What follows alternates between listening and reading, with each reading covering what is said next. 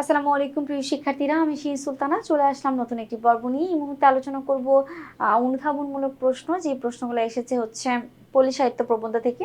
আমরা সেগুলো আলোচনা করব।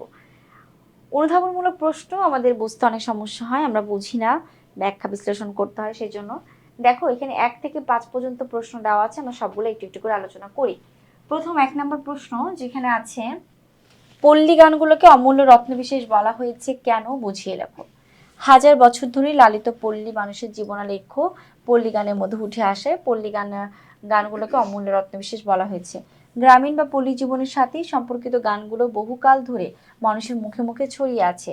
গানগুলোর কথা ও সুরে কত ছন্দ, কত আনন্দ, কত দুঃখ বেদনা যে জড়িত তার শেষ নাই। পল্লী প্রকৃতি, গ্রামীণ জীবন এবং জীবনানী অভিজ্ঞতার এক বিশাল সমাহার এই গানগুলাতে। তারপর দেখো, এর মধ্যে জারি গান, সারি গান, বাউল গান, কীর্তন গান, ভাটিয়ালি, রাখালি, মারফতি, কবি গান, মুর্শিদি ইত্যাদি বিচিত্র গান অন্তর্ভুক্ত হয়ে আছে। এমন বৈচিত্র্যপূর্ণ সঙ্গীত ভান্ডার সারা পৃথিবীতে খুঁজে পাওয়া সত্যিই দুষ্কর। তাই এই পল্লী গানগুলোকে অমূল্য রত্নবিশেষ বলা হয়েছে। এবার আসছি আমরা 2। রোমারোলা কেন মদিনা বিবির সৌন্দর্য মুগ্ধ হয়েছিলেন?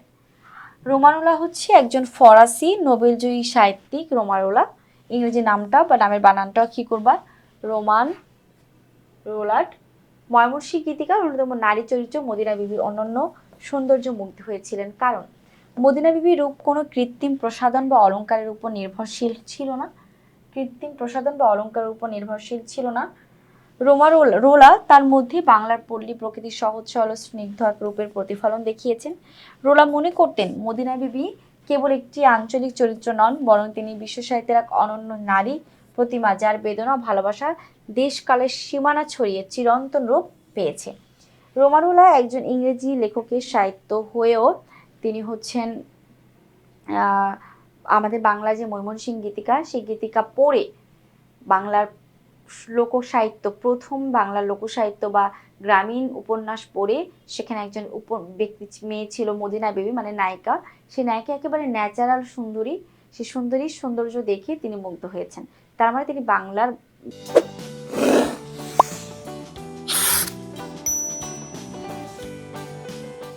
গল্প কাহিনী বা কথাগুলো শুনেই তিনি মুগ্ধ হয়েছিলেন। ওকে, এই জন্য রোমারোলা মদিনা বিবিকে দেখে মুগ্ধ হয়েছেন। আচ্ছা, 3 নম্বর প্রশ্ন, পল্লীগ্রামে শহরের মতো গায়ক, বাদক, নর্তক না থাকলেও তার অভাব নেই, বুঝিয়ে রেখো। দেখো, শহরে অনেক গায়ক থাকে, নাচনিওয়ালি থাকে, নাচ গানের মানুষ থাকে, কিন্তু এই জিনিসগুলা সরাসরি পল্লীগ্রামে না থাকলেও পল্লীগ্রামে এই সবের অভাব নাই। যেমন দেখো, পল্লীগ্রামে শহরের মতো গায়ক, বাদক, নর্তক না থাকলেও প্রকৃতির নির্মল বিনোদনের আয়োজন তাদের অভাব পূরণ করিয়ে দিচ্ছে। পল্লীগ্রামে শহরের মতো গায়ক, বাদক, নর্তক নেই। সেখানে চারিদিকে কোকিল, দোয়েল, পাপিয়া প্রভৃতি পাখির কলতান, নদীর কলকল ধ্বনি, পাতার মর্মর শব্দ, শ্যামল শস্যের ভঙ্গিময় হিল্লোল প্রচুর পরিমাণে পরিলক্ষিত হয়। প্রকৃতির এইসব উপকরণ পল্লীগ্রামের শহরের গায়ক, বাদক, নর্তকের অভাব পূরণ করে পুরোপুরিভাবে আমাদেরকে দিচ্ছে। তো 3 নম্বর প্রশ্নটা আমরা বুঝলাম। এবার আমরা যাবো 4-এ। মনসুর বয়াতি কে ছিলেন, তার গুরুত্ব বুঝিয়ে বলো।